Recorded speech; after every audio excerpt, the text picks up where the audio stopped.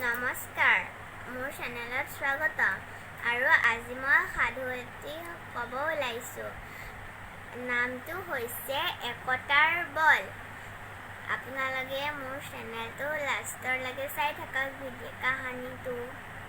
এখন গাঁও আছিল। গাঁওখনত গাঁওবুঢ়া আছিল।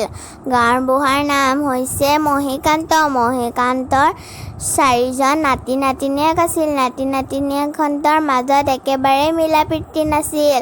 নাতি নাতিনীয়েকহঁতৰ এনেকৈ থাকিলে নহ'ব বুলি ভাবিলে। এদিনাখন জহকালি সন্ধিয়া সাধু ক'ম বুলি ভাবিলে। মহা চিন্তা হৈ পৰিলে।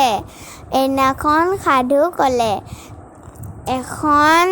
এখন গাঁৱত এজন খেতিয়ক আছিল। খেতিয়কজনৰ 4জন পুতেক আছিল। পুতেককেইজনৰ মাজত একেবাৰে মিলা প্ৰীতি নাছিল। মিলা প্ৰীতি নোহোৱা দেখি খেতিয়কজনে এদিনাখন ইকৰা কাঠি ভাঙিবলৈ এডাল এডালকৈ ভাঙিবলৈ ক'লে। ইকৰা কাঠি আৰু তাৰপিছতে মুঠা বান্ধি দিলে। মুঠা বান্ধি দিওঁতে 4জন পুতেকেই চেষ্টা কৰিলে, কোনেও কিন্তু নোৱাৰিলে। তাৰপিছত বোপাইহঁত, তোমালোকে এতিয়া বুজি পালানে? অকলে অকলে থাকিলে তোমালোকক বিপদ আপদ ঘটিব পাৰে। তোমালোকে এতিয়া বুজি পালানে?